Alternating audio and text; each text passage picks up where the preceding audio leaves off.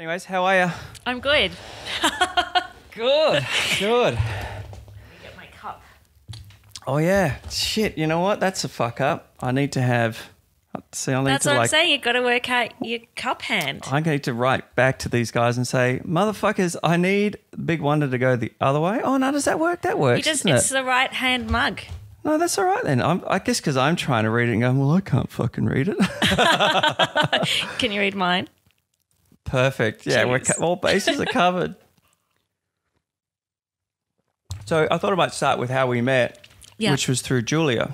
Yes. Yeah, At the Christmas Was that in drinks. December or was that in... I feel like it was either late November or early December, like but my timeline has... Yeah, I think late November because I feel like we've been talking about this for a while and I've sort of been chatting with her, which seems like... Because I've had a massive hiatus from writing the park. Yeah. Yeah. Because the last session...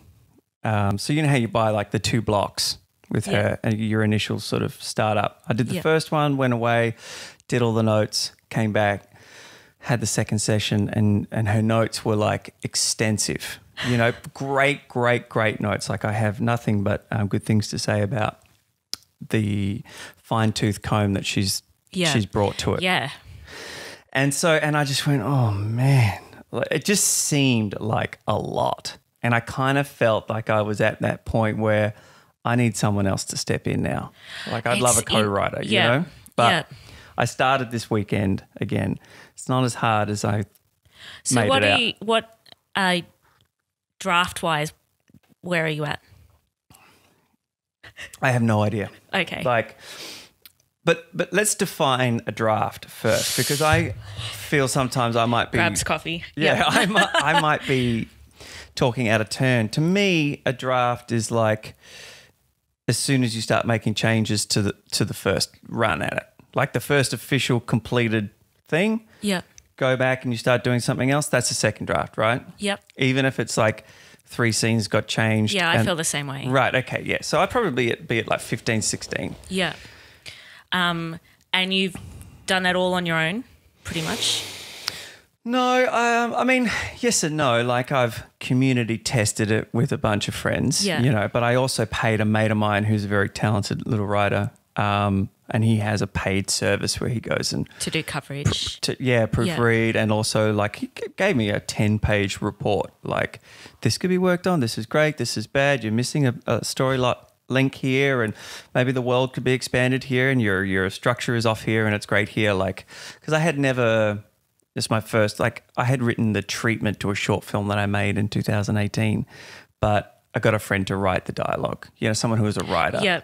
But so this is my first with all of the tech, what's structure and formatting of script writing, you know, and like how do I let the producers know how many shots are in the action and all that kind of stuff, you know, and don't go over 6 lines for an action paragraph, you know, and stuff like that. You're starting to get too heavy and your exposition is too long here and maybe you need like – everyone kept saying it to me, you need a newsreader in the background to give some exposition here. Otherwise you're going to have your characters talking for 20 minutes. Doing it all, yeah.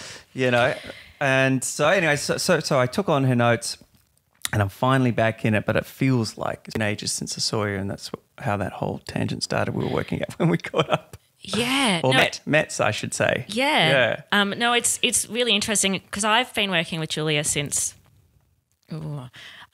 she did a workshop in Melbourne at the beginning of 2018. Okay. And I made a short film proof of concept that we shot 2015 that premiered in 2017. Right.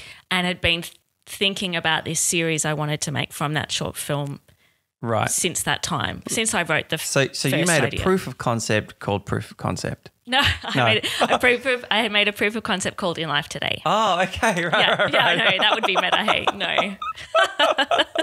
Okay, cool. And so after that, you found Julia. I might do that at some point though. I think my next short film will be called Proof of Concept, yeah.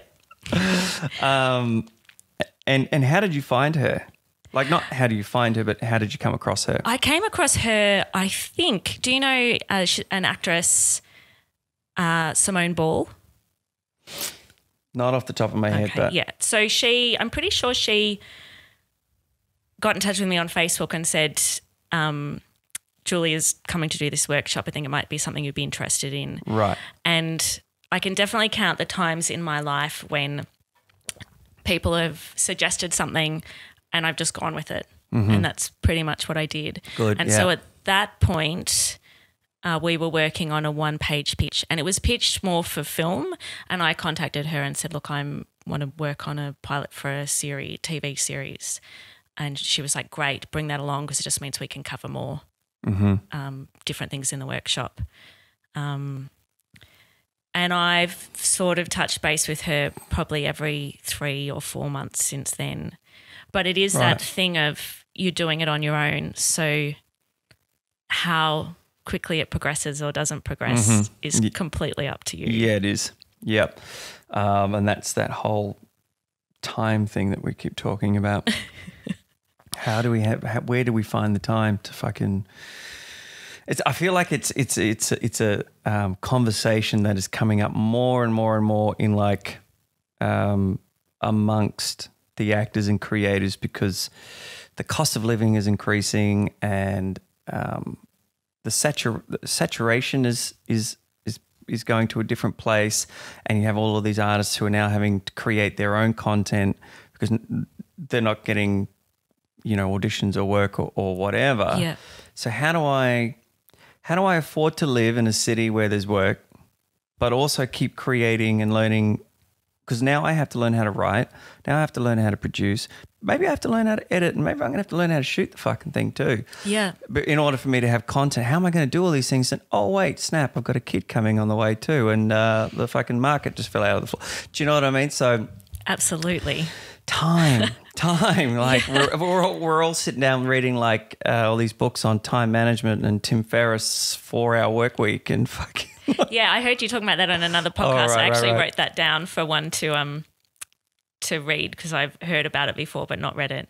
I have a book pile next to my bed, which I just have to take books off the top because it's like falling over. Yeah. Well, I have an Audible list and you can see that like all got about, maybe a quarter of a chapter or maybe a quarter of the book listened to, and then fucking whatever's happened, and none of them are complete. I think the only book, just 2 books actually, that I completed, and that were 2 writing books, Save the Cat and and another one, I think it's called like Screenwriters 101 or something like that, which was actually really, really good because it was about the I'm going to use the wrong word here, but neurology, I think is the right word, of storytelling. So what are the cognitive functions of storytelling from beat to beat to beat? Cool. Why do they work and why don't they work? And then how to re-engineer famous story plot lines to incorporate them into your own.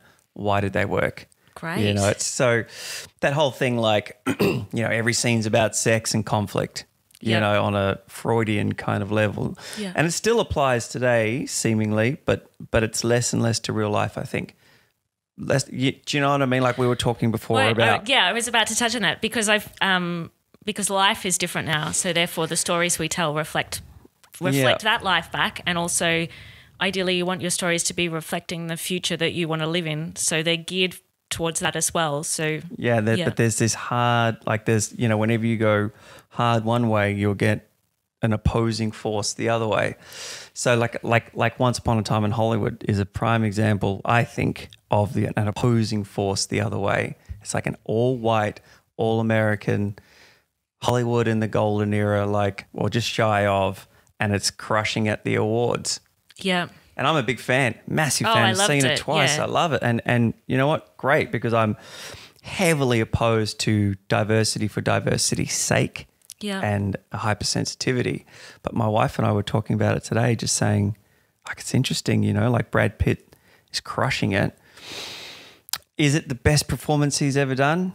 I don't think so, but it's the most true to him. Do you know what I mean? Like I feel like it's the first time that he is actually being him and not the idea of him. Yeah, that's interesting. And then how would we know? Because we only have the idea of him. 100%. Yeah. But you just feel like he's so just comfortable in it, like it was a total breeze. And there's never a moment where you feel he's acting or anything like that, or playing into that like thing that we loved in Legends of the Fall or something like that. Do you know what I mean? And I just think, I mean, he's absolutely brilliant, but I still think that Leonardo is hands down the best actor in that film. I mean, his beat changes from, you know, micro emotions to second to second to second to second like that are fucking insane. Whereas Brad, you've watched it twice, right? Yeah. Oh, good. Yeah. I feel like this is a level I'd get, because the first time I just really, I mean, it's such an experiential thing, particularly with the pace of it. I saw it with a very good friend of mine who we used to write theatre together. Oh, right. And it was just great to experience it. So it would be nice to see it again and tap into some of that. Yeah. So good to watch the second time. I mean, a million times over for me watching the second time, and then being able to pause it and just go back and go, how the fuck did he do that? Like, do you know what I mean? Like, so unique and so original, and yet still him all the way. Yeah. So anyways, we were talking about our reading list and Audible and that book about cognitive storytelling and what have you. And so one of the notes that I got from the first draft was your lead character's bit of a yes man. And I was like, because why does every fucking scene have to be him not wanting to do it or having a problem with it? And then why can't he just go, you know what? Yes. Because I like that. It's interesting. A lot of the notes I've got back are that that I've made my supporting characters, I've given them lots of oomph, I suppose. Yeah. And that I need to do that more with my protagonist. Okay. And Julia certainly keeps bringing it back to, but how do you want the audience to feel through this character, Erin? Like, how should they feel about her? But of course, that's the character that is closest to me. So finding that conflict, which I kind of feel is why sometimes I haven't thought of it in the context of yes before, but it applies. Right, yeah. Where I want to move things forward, or like, oh, that works, keep going there, rather than going, well, okay, what if it didn't work? How would you change this? I'm redrafting at the moment, trying to keep that idea, and Phoebe Waller-Bridge must be the most overquoted writer, creative. Who? Phoebe Waller-Bridge. Right, I don't know. You haven't watched Fleabag? No. Oh, yes. Yeah. So I always forget her name. Fucking Fleabag is amazing. So, she must be the most over-referenced person at the moment, which is fantastic. I think that's great. Yeah. And I'm specifically writing at that moment a quote of hers that I've read and heard a couple of times about what would I write if I was as brave as I could be. I'm totally getting this. I'll be getting this quote wrong.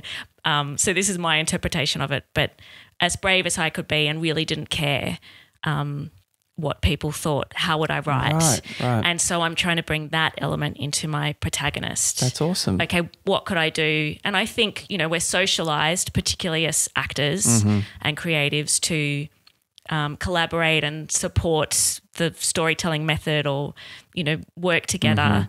And to please and be nice, and we want casting directors to like us and all of that sort of stuff. So it's quite interesting to have this character that represents, a lot of the things about me, I suppose, in a different way, and go, cool, well, what would she do if she wasn't interested in just pleasing people? Right, how would she throw a spanner into the mix right now? Yeah, or how would she oppose it? Yeah. So tell me, so you've been working on this with Julia for how long did you say? So since the beginning of 2018. Right. Yeah. So I started in the middle of 18, I think. Yeah. Yeah. Shit. Fuck. That's whoa. I didn't realize how long I'd been on it already. Time fucking zips by. But isn't that great? Because let's assume. So how long have you been working on it? So I started right at the same time as I got cast in Stringy Bark. And so I had the idea at the same time, got cast, had to put it down, and then just before shooting I managed to write the treatment. So that would have been October 18. Okay. And then went straight into shooting Lauren. So I didn't pick it up again till January, February of last year. Shit, so. Okay, but if we just go from when you first started looking at it, it's nearly a year and a half. Yeah. Okay, and it's a feature. Yeah. And how long? What do they say? They say, "Oh, this feature took me 4 years to make, or 8 years to make, or." So that let's go. Should we? How many years do you think it takes to make a feature? Let's pick a number. Well, I spoke to someone. So I had a guest on here, Mark Diaco. Yeah. And I spoke to him about the film afterwards, and he said, he read the one page, and he said, my experience is from here, it's going to take you another 3.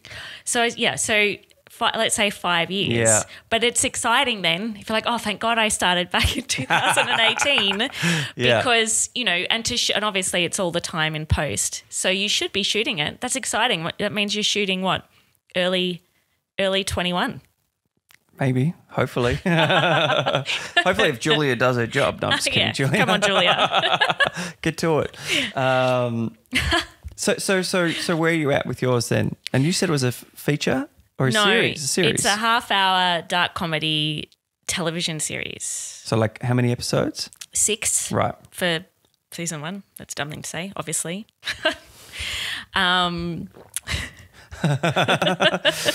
Anyways, so dark comedy. You said you were editing out all the things I said that were not very clever. This is the stuff that we keep. 6 parts. Right. Yep. Yeah.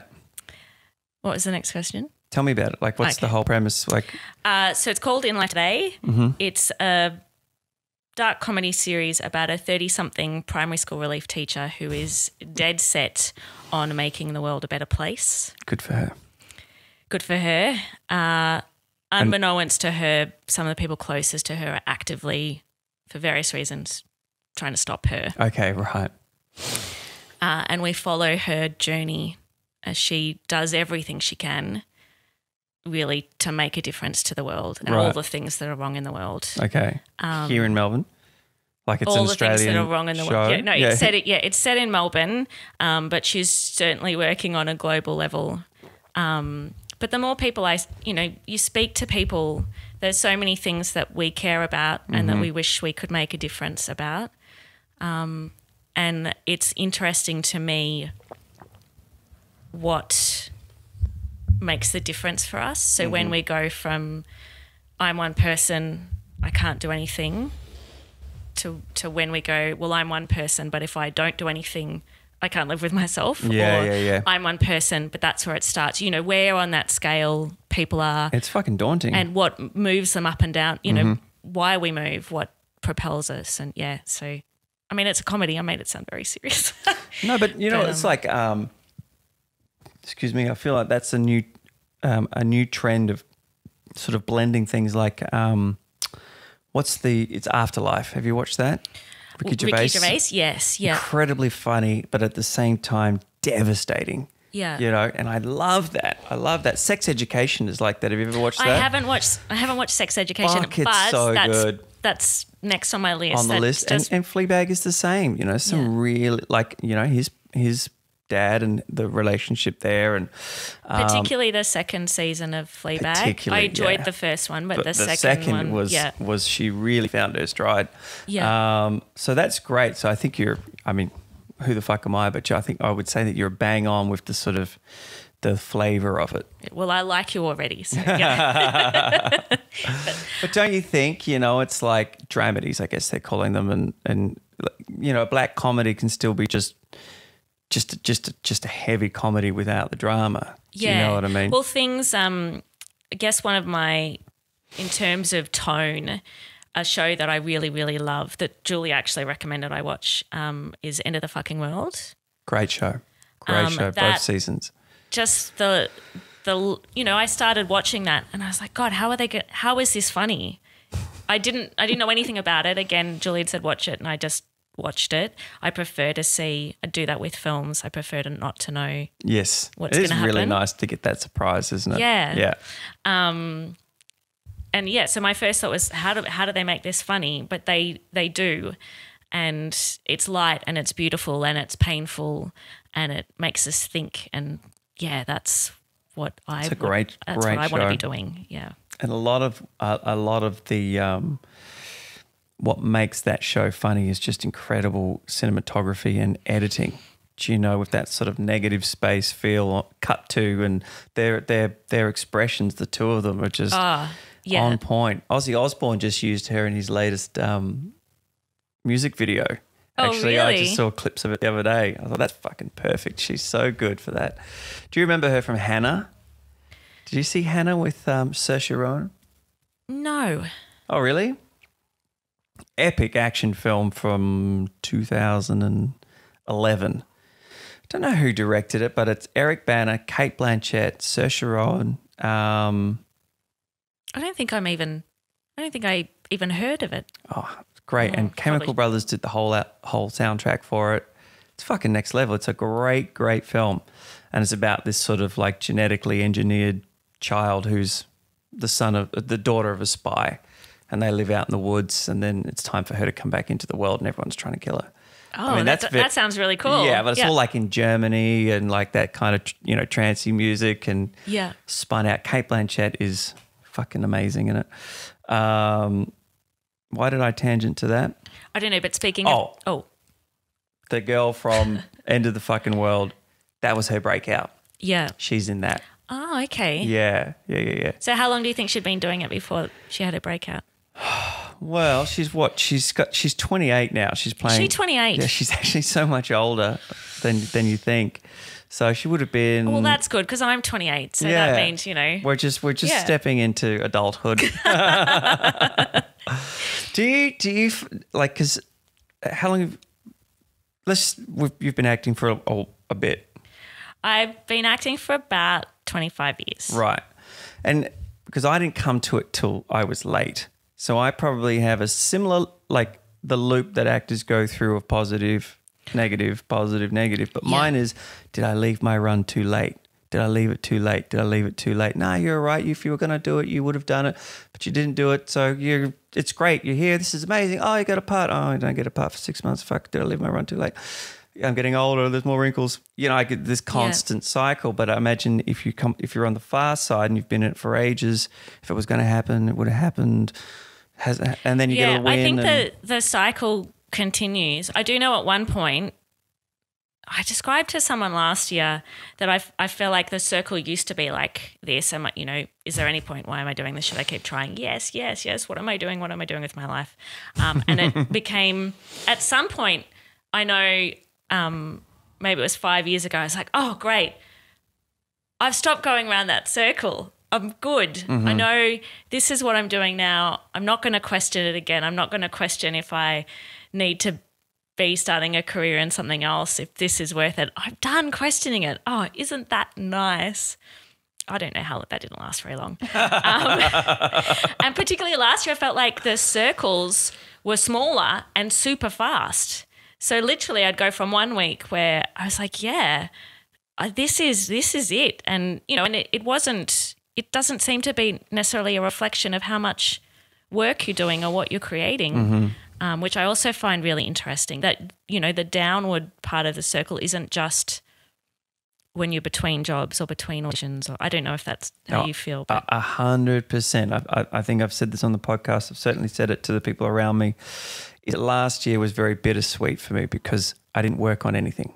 Like I did a TV commercial, that was it. Yeah. So I was in no films, no nada, and I did fucking some show reel scenes. That was about it. But I wrote a film. I started a podcast, you know, other than, you know, having a pregnant wife in that time too. So and getting married and all personal things. And again, that's looking at it and going, cool, what are the big things that I can just pull out and say, this is what I did last year? Because there's a million little things in there that you've done that are impossible to list like that, right? Yeah.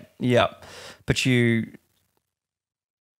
know, we have this thing where like how do we measure success personally or what have you, you know, and unfortunately it's how you use all of those experiences, right? So this podcast is great and writing the film is great and they all help me internally, but they don't really help me progress unless I put them into something.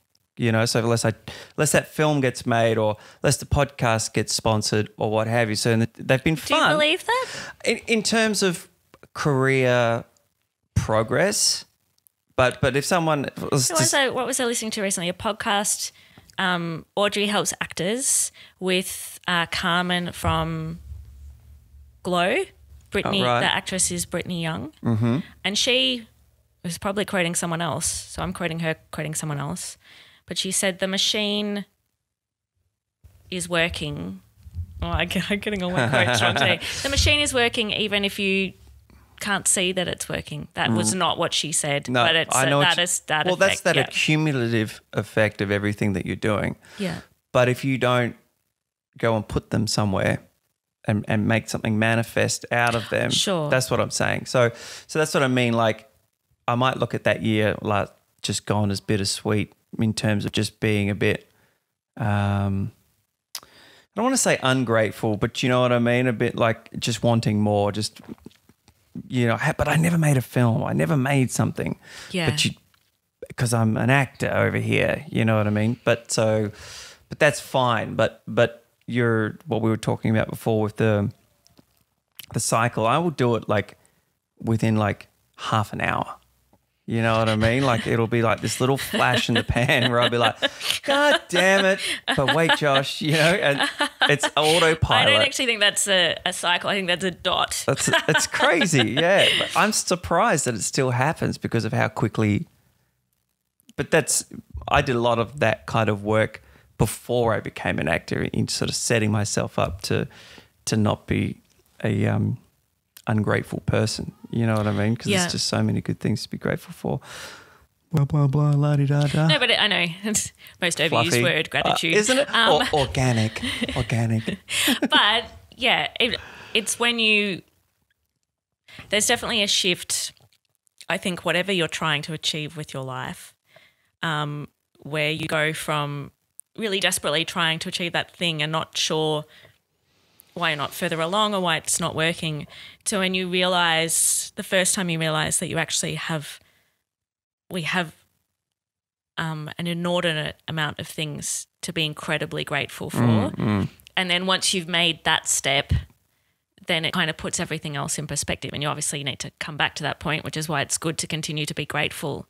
But it's maybe like refreshing the well. Yes, yeah. Remembering that we have so much, so we're not working from a place of scarcity. Yeah. That's I've talked about him on here before, but a guy called Joe Dispenza. Does that name ring a bell? I know that name, but I'm not sure why.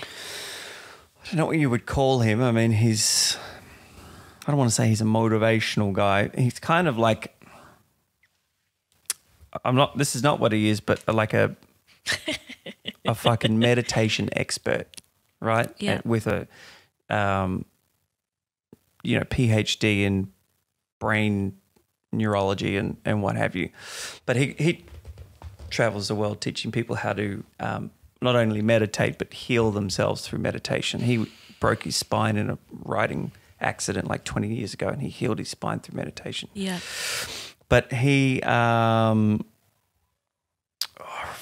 did I go on that tangent about him? I don't know. It's interesting. Let's find out where we were going. Fuck.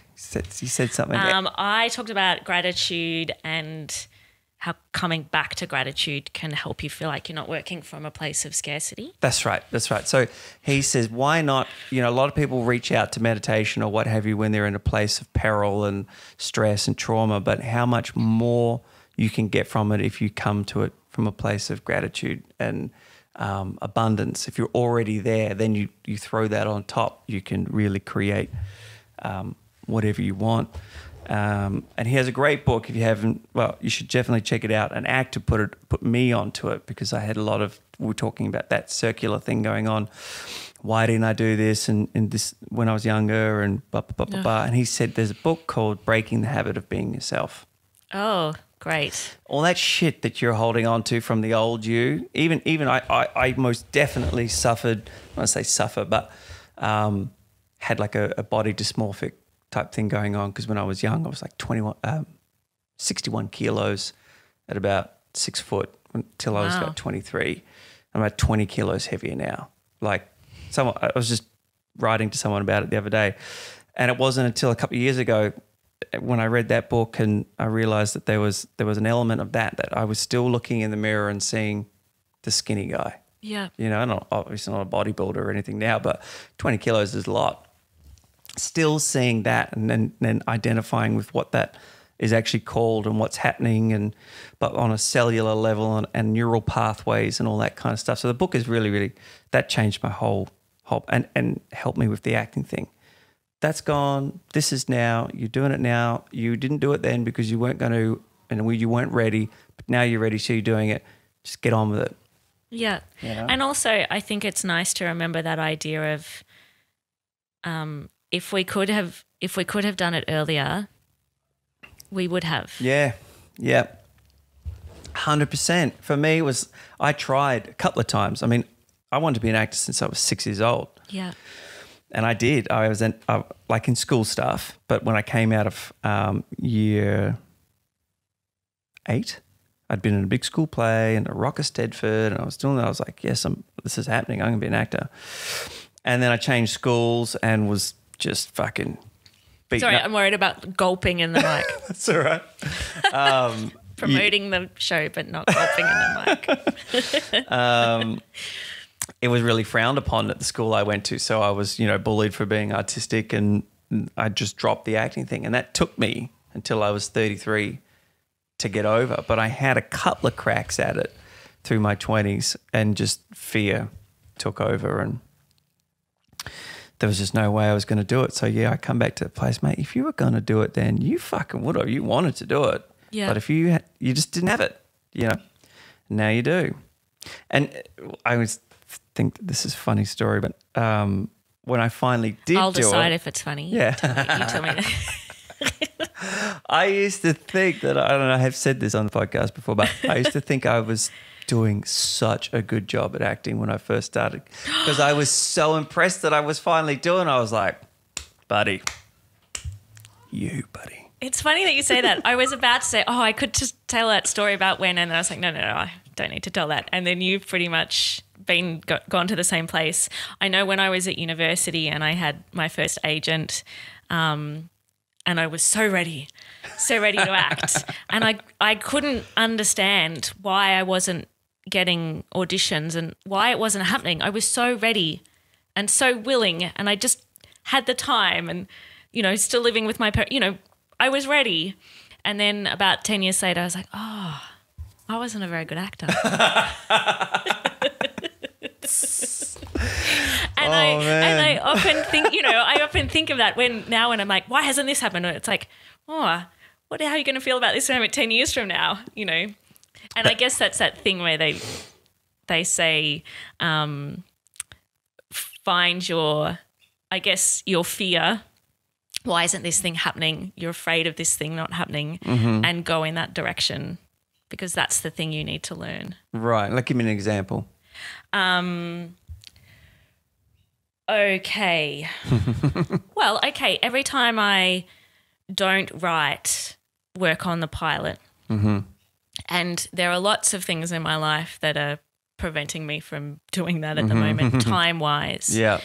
But there are also lots of times when I decide to sit down and watch something on television instead of it's a choice.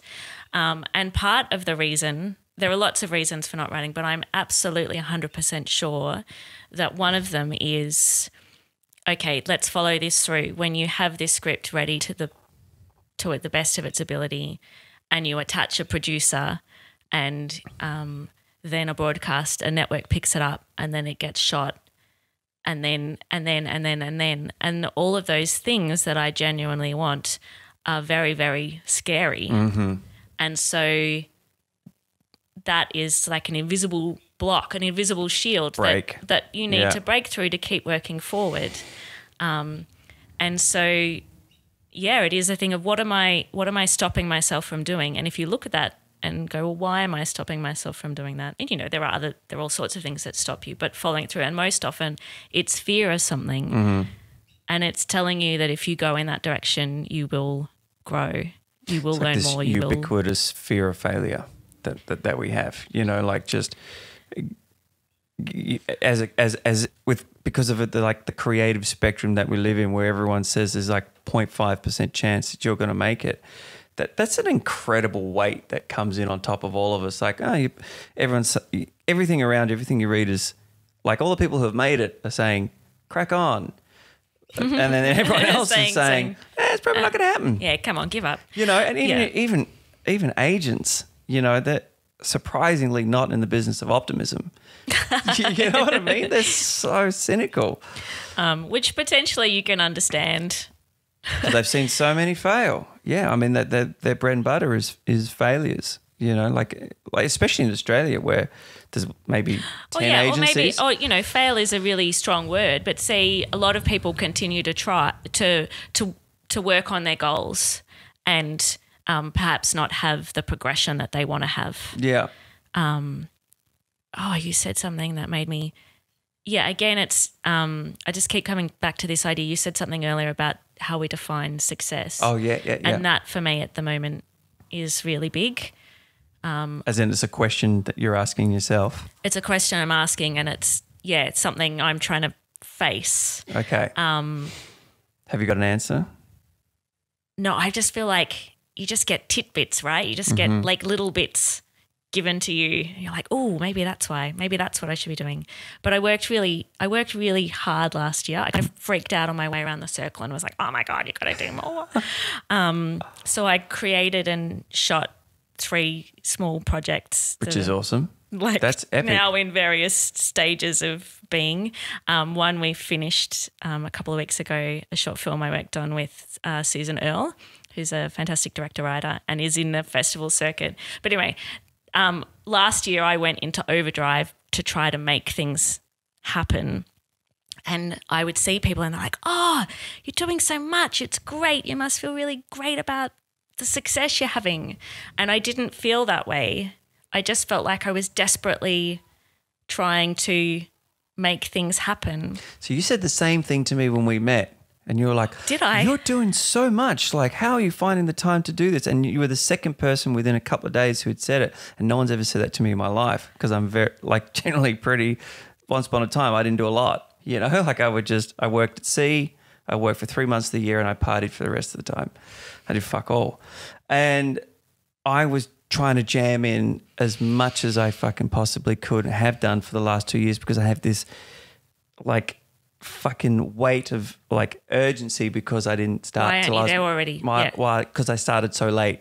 I have to be up and running by the time I'm 40 so I don't miss out on these big roles that I believe I can do type stuff. So how did you go with it? Maybe that's, sorry, just listening to you speak, maybe that's our answer. Maybe the way to, one of the answers, the way to stop, we know what a circle looks like. Yeah. Starts here and ends up here. One of the ways to slow the circle down is to stop the idea of measuring success, success. But you also need to have some sort of, gotta have some goals. But you do, I feel like the answer to what you said, the question that you're asking yourself, for me, it's ever shifting. So when I first started acting, I defined success about having the courage to go and be at something. And then I was like, sweet, I'm done. If that's it, then I did what I said I was always wanted to do, and that was be in a film. Done it. You can see me off in the background walking through in the blur. You know what I mean?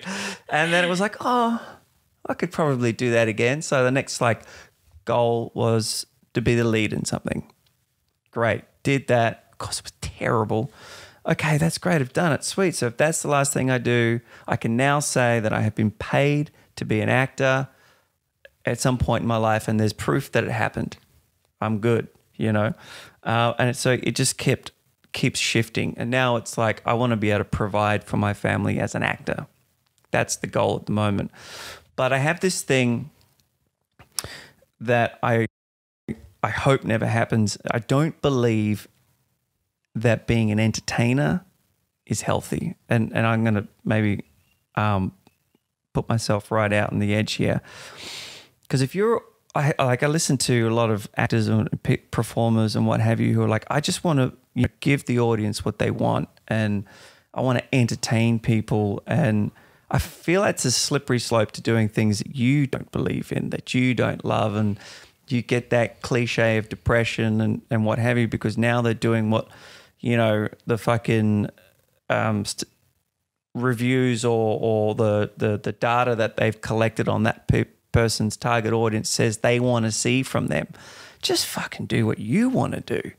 Yeah. You know what I mean? Like, I remember the first time when I started working as a fashion photographer and listening to all the negative designers and models and other photographers. Oh, I hate my work. I was like, what the fuck are you talking about? Why are you doing it? I love what I shoot because I only shoot what I want to see myself. Yeah. So I've gone on a tangent there, but yeah, so I hope that if that day comes when I am providing for my family as an actor and our income comes from acting, it's from projects that I love doing. Absolutely. So it's good to have goals, but are we saying that you are not successful until you've achieved that goal? Because if that goal takes... No, I'm already successful. Great. Yeah, 100%. That's what I mean.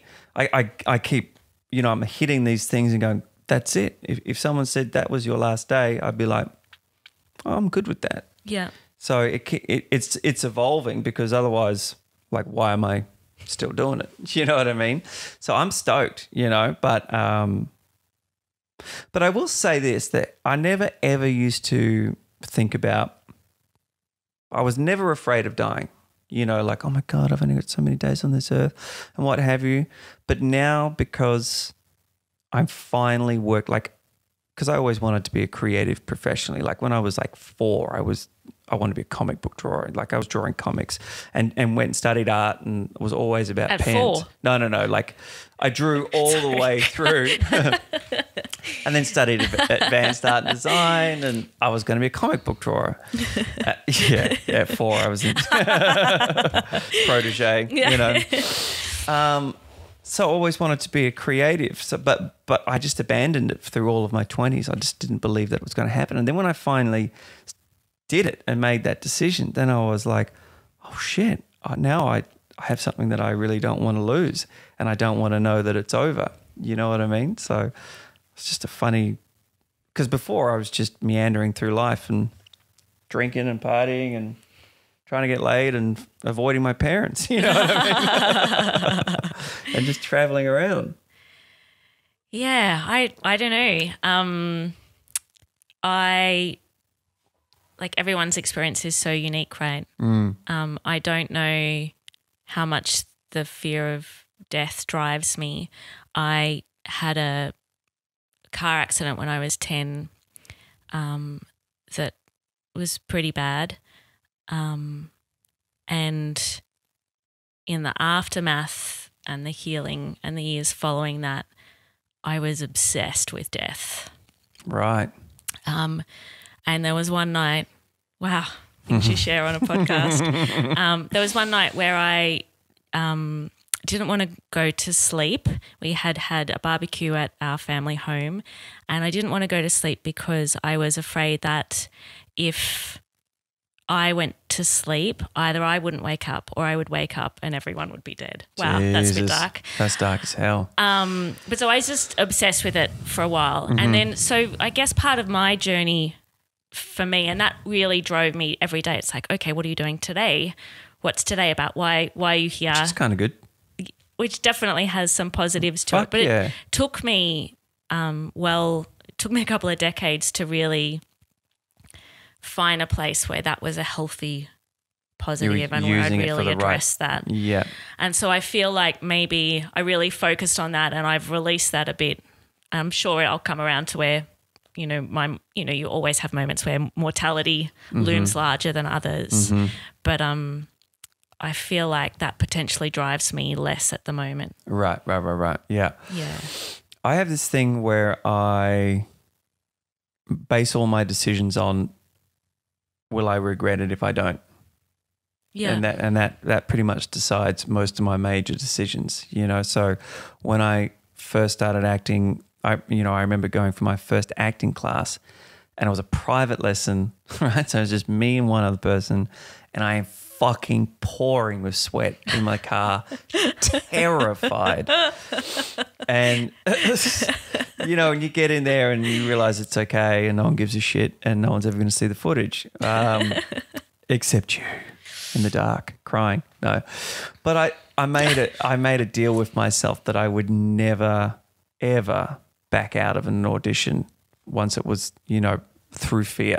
You know, if I don't like the part or director's being a dick via email or whatever, sure. But if I'm afraid, like I lived in New York for a little bit, and I remember walking into this audition at like ABC Studios, like 50 people in the casting room, like a massive thing. And I walk in and I'm signing my thing, and the woman comes out to talk to everyone. She's like, okay, so what we're going to get used to do is we're going to come in, do your chat to camera, and then we're just going to shout out emotions, and we want you to just give it to us on the spot. And I grabbed the fucking door handle behind me. I was like, no way. And I went, you'll regret it. I fucking sat there for an hour and listened to every motherfucker before me scream and yell and act crazy. And I was like, oh, my God, I can't fucking do this, you know.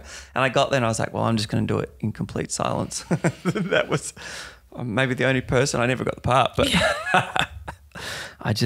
and so I based a lot of decisions on that. And so where I was leading to with that is I'm super, super pumped about everything that's happened up to this point. And none of it I ever believed would happen. You know, after procrastinating for so long. And it won't, but if it was to stop now and I was to find myself at 80 and I had been chasing this thing for 40 years and it never quite got there, like not at all, I would have a hard time tackling with regret. Yeah, but even that phrase is interesting, chasing, because you've put yourself behind. Yeah. The image of that is that's how you work it, right? And like that's how you get out of it at the end, but it would be a struggle. You know what I mean?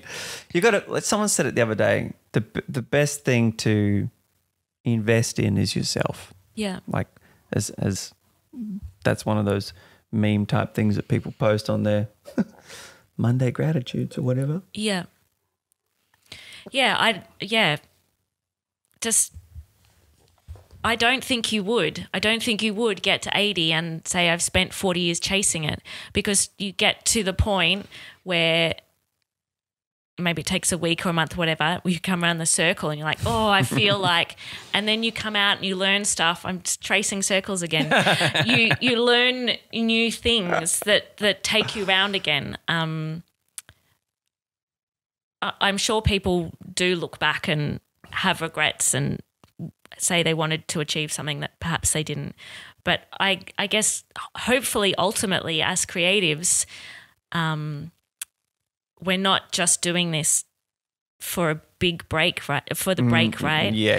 We're doing it because that's a point in your career where you realise that the break is not a real thing and there isn't something automatically on the other side of it that continues to exist. Yeah, okay. Yeah, I know what you mean. Yeah, I know I think I just opened 4 thoughts and finished none of them, but we'll go with that. We'll take a tangent.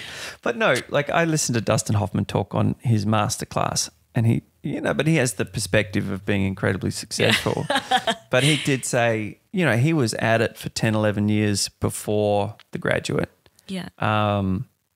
So he was well into his 30s by that point. But he said, I would never have given it up, not ever. And I had been doing shitty little things, but I was making a living out of acting, but shitty this and shitty that and the odd little play that was good and a commercial. And I had to fly myself to LA to shoot The Graduate, and I had to hire my own car and hire the whole thing. And I came back and it was like a year in New York before it came out, and I was back to fucking beans and toast and all that kind of shit.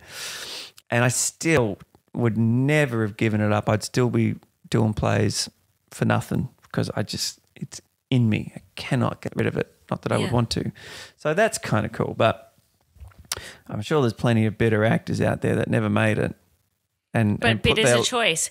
We should have recorded our 100% kitchen coffee conversation. Yeah, no, you're right. You're right. And I think if you're if you set your home life up really well to have that with you the whole way, or at least get on top of who you are as a person and what have you. Then you will have the tools to handle that if it comes. Like my family, so sad, guys, so sad. I don't know if this is true or not, but one of their fears for me when I first started was, what are you going to do if it doesn't happen? And I was like, well, I'll know that I tried. Yeah. That's it. What do you mean, what will I do if it doesn't happen? I'll fucking keep doing it. Like, it doesn't matter. So I thought that was an interesting fear, because that's their fear. They would be terrified if they tried at something for 20 years and it didn't work. I wonder if that's because there's something about being an artist or a creative that is so big and intangible, because, you know, any job you go into, what are you going to do if you don't get that job? Yes and no. I mean, like if you go and study accounting, you're pretty guaranteed to walk out and get an accounting job and you're going to make money. Do you know what I mean? Like it's pretty fucking, if you want to be a cleaner, you're going to get a job as a cleaner and you'll be right if that's your goal. You know, there are other ones that are far less attainable and way harder to get. Yeah. You know, and there are a few things that rival the acting world. Okay, so we've covered covered the challenges of the pursuit. What's something exciting? Oh man, I mean, like Stringy Barker's coming out at a cinema in a week's time. That's fucking unreal. That's fantastic. So you said you shot that October 2018. Yeah. You know, and I got to play Ned Kelly. It was unreal. You know, and it wasn't. You know, and I'll talk about this forever. But I didn't even audition for Ned Kelly. You know, I auditioned for a minor part and whatever. The fucking acting gods came down and said, "Here you go." But you know, so that's like I'm on the big screen. That's the dream. You know, like, and people like it. Like that's a mission accomplished. Like it's so cool. And I got to do the childhood fucking boy dream of, you know, gunfights and all that kind of crap. You know, it was epic, and a period piece with all the clothing, and so good. So there's so many pros. There's way more pros than the negatives for me, for sure. Yeah. They're really only the negative. Oh, I certainly don't mean to suggest no that there aren't, I guess my way out of yeah, trying to achieve things, or the struggle or the challenges, whatever you look at it, is to go, okay, cool. Well, what's a positive? So what about what's you? Inspiring? What's a positive? Uh-oh. You're taking way too long to linger on that one. Or I many. had to pick. I had to pick.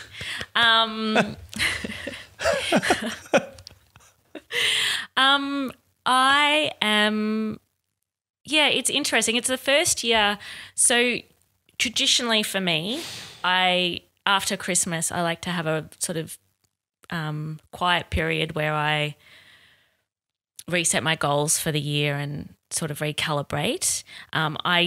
For various reasons, I hit the ground or kept running into 2020. Mm-hmm. And there's been some great things about that. I've certainly kept up the momentum that I established last year. So that there's the positive in that. Yep. I am in pre-production at the moment for a little web series. Oh, great. That we're shooting in March in the Goldfields. Oh, wow.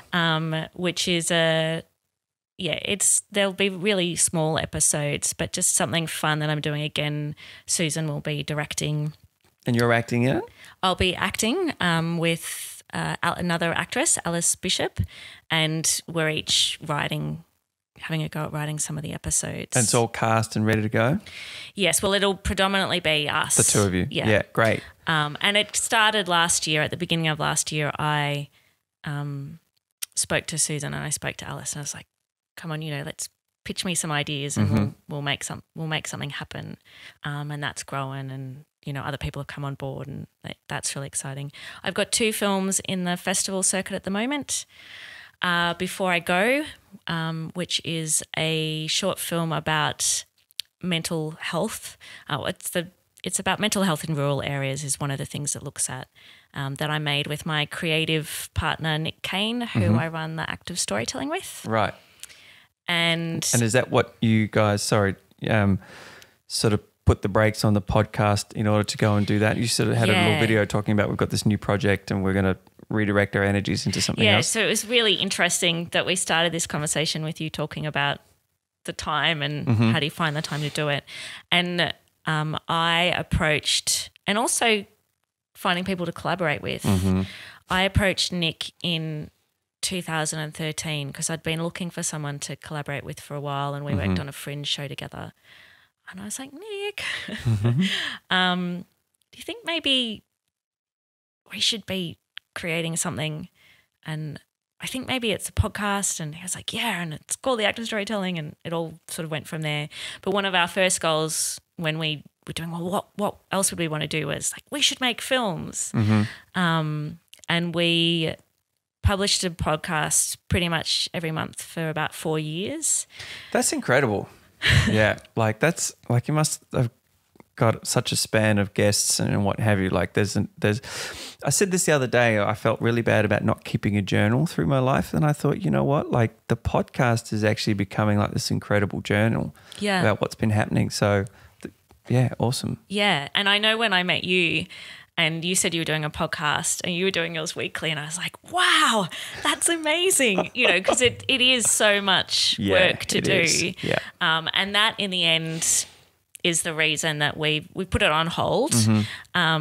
We put it on hold April 2018, I think, because by that point we were scripting for Before I Go.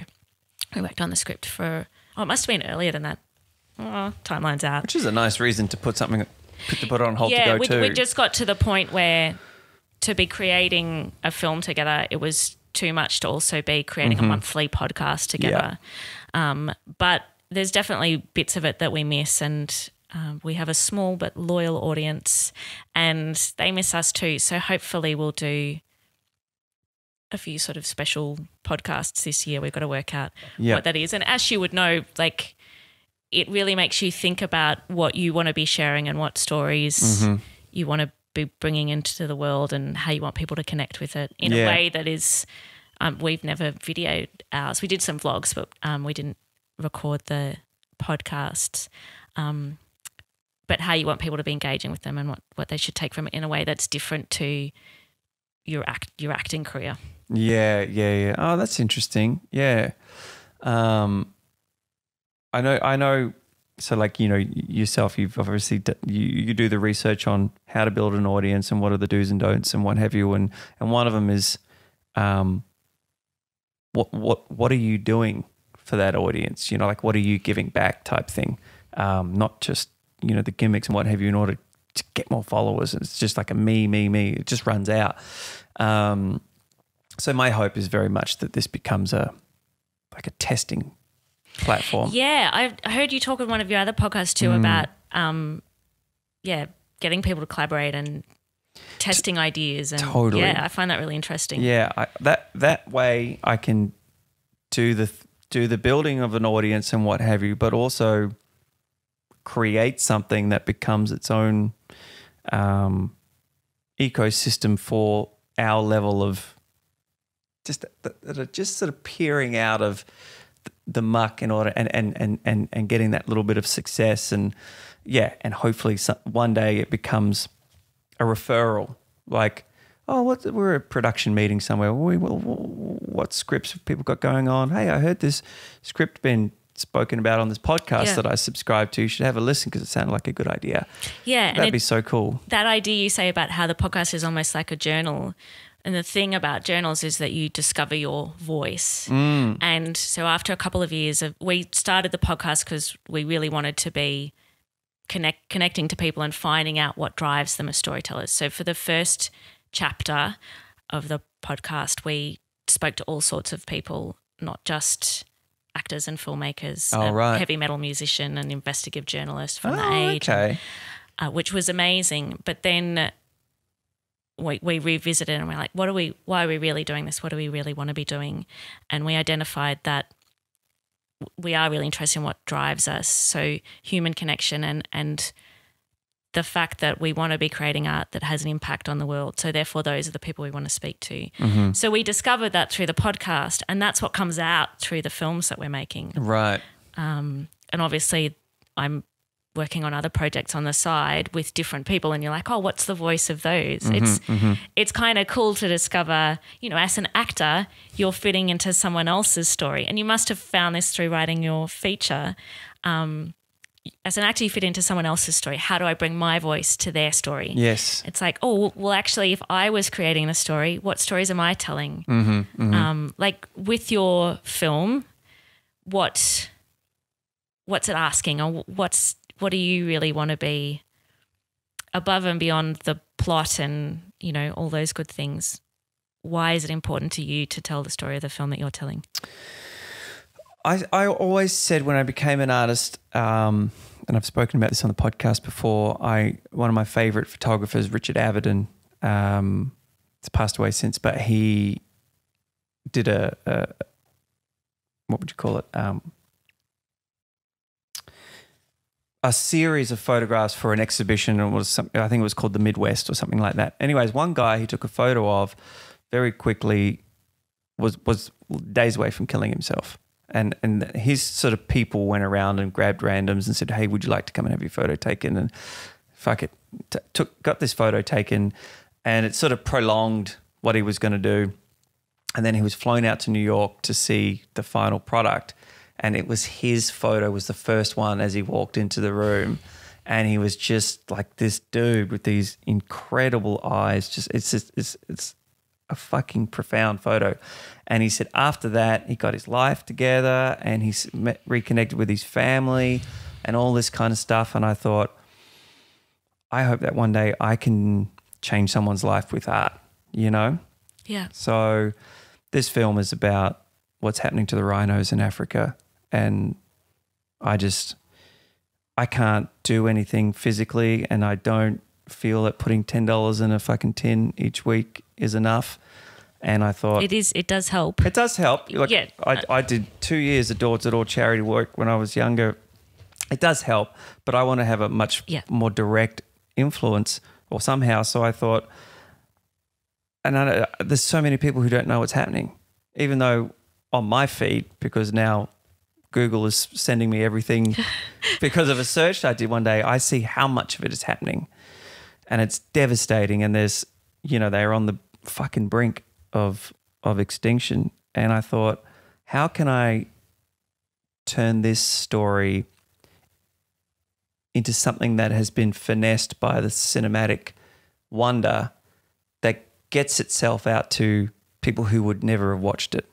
You know, the people who are afraid of watching hard-hitting documentaries, or, oh, I don't want to see I don't want to know about it. You know what I mean? And that's the rhino story tangled up in your standard, I don't want to say standard, but a love story also, you know what I mean? So that we have these human characters that we connect to and what have you. But all of a sudden the whole, in the dream planet sees this film, and then it links into collective consciousness. You know, if enough people are thinking about how bad this is, maybe it'll fucking turn it round, you know. Like years ago, there was a documentary called The Cove. Did you ever see that? No. Fucking just probably the thing that I've cried the most to in my life in terms of watching. Yeah. And it's the slaughter of about 26,000 dolphins every year in a bay in Japan. No one knew about it. And people in the streets in Japan didn't know that this was happening. It's just around the corner. Yeah. And that half of their food and what have you was not whale or whatever, it was dolphin. And and not only that most people in Japan don't like the taste of whale or whatever. It's just tradition, and they're fucking doing this thing. And I thought, that's crazy. But if you were to dress that up into a Hollywood machine type thing, do you know what I mean? Where your favorite actress. Well, it's not just dressing it up, but it's taking who we are and the fact that we don't know unless we have, you know, all the things about being human, and setting it against that backdrop so that people can relate to those Yeah. Yes. So it furthers your understanding of this. That's why it's a fiction and fictionalized version and not a doco. It's very hard to relate to a doco. Yeah. You can be changed by a doco, but to form a human connection with the characters is especially depending on the genre or if it's a documentary about the Me Too movement and something has happened to you, then of course you can instantly connect. But when it's animals, I still feel that there's a bigger audience that could be brought into this story through the power of human storytelling and love stories and taught at trauma, and especially because there's a military element in it with PTSD running through it, and that's such a big thing. Yeah. So that's a long-winded tale to you mentioned earlier that you were talking about wishing you had a writer to collaborate with. Mm-hmm. Is that where you're at? Yeah. Yeah, I think so. I mean, I'm having not done it before. Some of my phrasing is probably, when I'm writing for a mixed race South African woman, how the fuck would I know how she talks? Do you know what I mean? And I've done my very best, and I've had two South African women read the script with me and go, I'd probably say it like this here and like this here. But, and I don't know how to write from the perspective of a woman or a Black African man who's been to war or a poacher. I can only do my very best. But my two male characters are versions of me. Yeah. Within the given circumstances, Are they different facets of you? 100%. Yeah. I would just feel like it's at that point where I need someone to believe in the agenda of the film and that the beats line up and there's enough originality in there, because there's one thing that Julia and I both agree on, that the female character in this film becomes the hero over the men of the film, and she's native and what have you. One of my friends said to me, she said, because originally she was white, and she said, the last thing the world needs is another two white people trying to save Africa. Yeah. It needs to be someone on the ground there. So there was these cool morphing of characters and what have you. But I sort of feel I would love someone to go, that's a great idea. I can see that you're a first-time writer. What do you think about our writer coming in and working with you to make it fucking really tight? Yeah. I'm not so arrogant or proud or whatever that I got to do it on my own. Fucking bring it, There you go. Take it. So how do we find that person? Well, I'm hoping Julia is that. Because my understanding of what Julia does is once she feels it's at that place, is she pumps it out to her network of. She's already. Oh, Julia, to help you find someone. Yes. Yep. So she's already said, look. My first question to her was, do you feel like this has got legs? Because otherwise, I appreciate you're a business and it's great for you to run this out for a year. With as many sessions as I'm going to pay you to do. So I need to know. Yeah, which I don't think would serve her in any way. No, because it'll end sourly, and I don't have everything so far. I've really enjoyed with working with Julia, and all of her points have been bang on.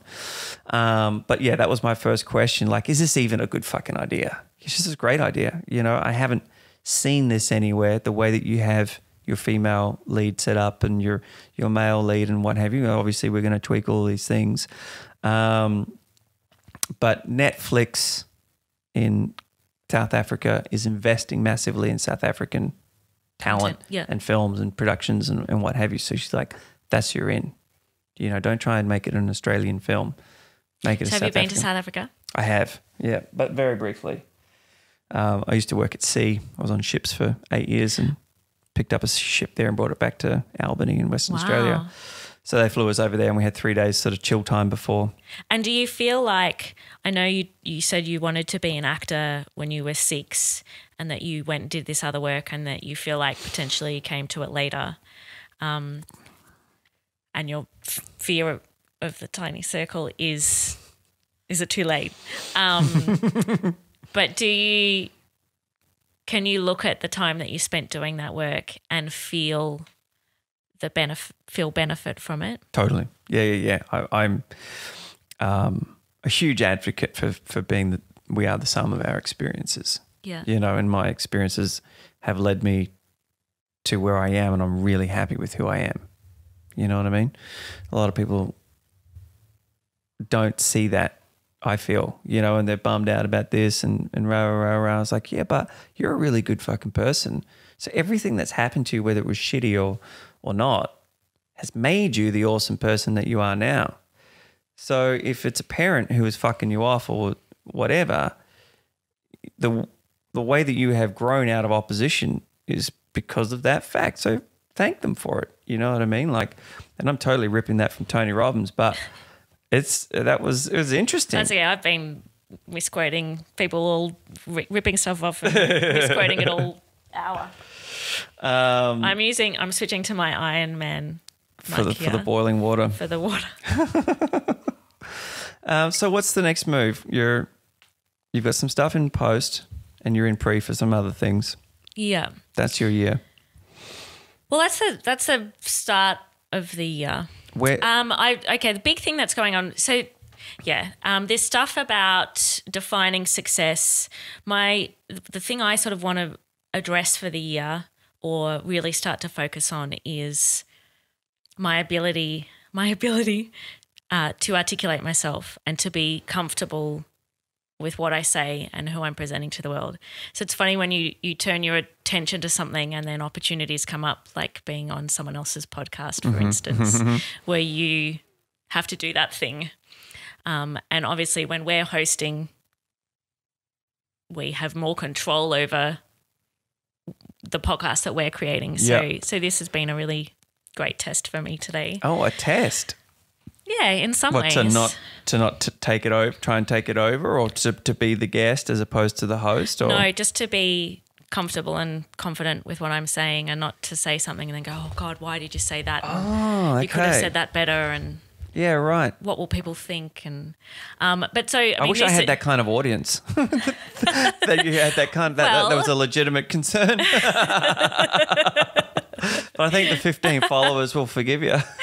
Well, in my experience, if I really like a podcast, then wherever it is when I come into it, I'll go back to the start of the podcast and listen to it all the way through.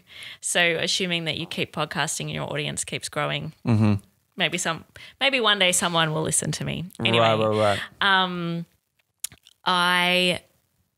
It's about who I'm presenting to the world, and in a deeper way than just being authentic in a scene in a moment.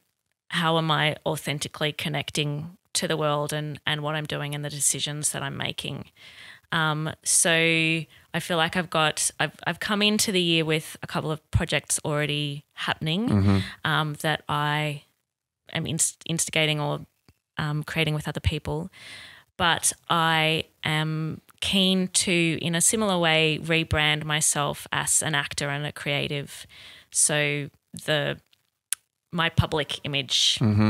So I had a headshot shoot before I met you, with Alex Vaughan at the end of last year, which was great. I've worked with her before, and we got some really great stuff. So I'm starting to share those images and oh, cool. Check them up on Showcast and Casting Network, because I'm going to relaunch my website and just probably starting a little later into the year, whereas normally I'd be like, okay, it's January, what's happening? But going, cool, what else am I bringing into play this year, and where am I headed? So, yeah. Like a couple of goalposts to sort of mapped out. Yeah, so I have an idea of how I want to grow as a human being. And so what's your rebranding? Like what do you want to transition to? Yeah, so I want to be this person who is comfortable with where they're at and what they have to say, and their voice is happy to share that. I I always want to support other people, and I would never want to cause offense or, that can get a bit murky and tied up with socialized expectations of pleasing people. And so I want to find a comfortable middle ground there where I feel like I can speak from where I'm at without harming anyone else and supporting other people. It's navigating that territory. And I suppose I'm speaking about it quite vaguely, but I'm still figuring it out. And I had a year last year that was frustrating for me in terms of not getting the auditions that I wanted. I have a great relationship with my agent, and I certainly had lots of auditions, but I would like to be going out for narrative roles. And I love comedy, and I guess my perspective of joy and humour about life and the world is great. So I relish doing comedy, but I think for a while now I've steered away from the more drama side of myself to work in that area. And I'd be interested in your thoughts. I feel like a lot of the messaging that we get as actors is find the thing that's your thing or unique. Well, find the thing about you and then really hone that and really just pour into it. Pour into that. And so I've got to the point where all of the things that I'm presenting to the world about me say that I'm warm and friendly and can play a good mum. And, I'm in this really safe, quite narrow territory in the industry that we're working in. So I want to find ways to get out of that. Now that I've got into that place, I want to find ways to get out of it again. Yeah. Okay. But did you premeditatively get into that place? Yeah. Okay. Oh, okay. Yeah. So like you're sort of, okay, I've had my run at that. Now it's time to evolve. Yeah, okay, I found that part of myself. Yeah, I can do What's that. What's beyond that? Who else am I? Yeah, I can do that. Yeah. And getting back in the room, a lot of stuff's been coming up. I think in this idea of what is success, what is my ego propelling me towards or stopping me from doing, what is ego, what do I think I'm good at? Am I as good at that as I think I am? Who will I take advice from? Yeah. How do I be open? Well, I think one of the interesting things that I've seen with the photo shoots that I do here is people coming in just sort of with the expectation of getting some headshots done. And I'm like, well, let's do some character stuff. And I've had a multitude of people who have come in, like the dad, and he's got the fucking pale blue shirt on with the checks and what have you. And by the end of it, I've got him in like one of my black trench coats with his hair slicked back and it's dark and I've edited it and what have you. And they've gone, oh, fuck. With just simple physiological pointers. Hey, man, just drop that chin just a little bit. And just little things like that, those micro expressions on just purely on a physiological level, not saying like, dig up this or dig up that, because I'm from an acting school of everything is just cellular. Yep. And so that sort of gives credence to like maybe some of us have to be typecasted, but not all of us. But I think the answer to your sort of question is do it for the right reasons, not because like I need to prove to everyone that I can do these other things, that it's just a natural progression where I want to spread my wings a little bit here and a little bit there. But I think all is good. Like if you like, I definitely feel in the beginning you need to run out what suits you best and what comes the easiest. I think not the easiest in terms of laziness, just the path of least resistance, and what the audience sees you as too. Yeah. Believe you with the most. Set that up first so that you can blow them away when you do a 180. Yeah. But if you're doing 180s in the beginning constantly, no one want to get a grip on you. But maybe not doing a 180. But so for if you do that branding thing where you ask people how to describe you, and I will get warm, nurturing, nurse, neighbor, you know, like those things. But those things can be true about a really strong, grounded cop, or, you know, like if we go 100%. into archetypal, you know, like investigator or doctor, or, you know, those TV roles, those things can be true in all sorts of characters.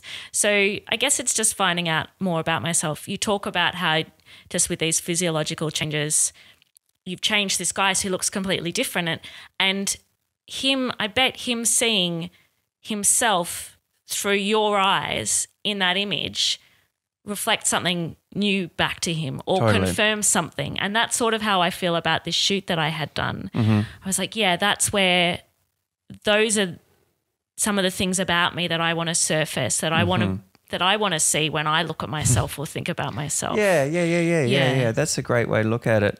Maddie, who was on the last show, she was the same. She was like, I know that I've got the, you know, the heavy crop fringe and the blonde hair is here, and I have proactively set my brand up to be this, you know. And she was on Lego Masters and all that kind of stuff, and she does kids things, but she's like, but I also want a collection of images that show the opposite of that. And she fucking crushed it, you know. Yeah. And we took all of her makeup off and pushed her hair back, like made it wet and put her in this gritty settings. And, you know, people were like, oh, fuck, you know, and let all of her freckles out and all that kind of stuff instead of having makeup on. Not that she wears makeup a lot or anything like that, but yeah, she was even it's the same as what you talk about with your writing, just to have someone else look at it and go, oh, that's your story. Here's how I see it. It's so true, so true. Sometimes you're writing because you're on a run, and it's not premeditated, and then someone will actually analyze it and go, oh, so this is why this is happening here, and you're like, oh shit, yeah, that makes a lot of sense, you know. Yeah. I used to have that a lot with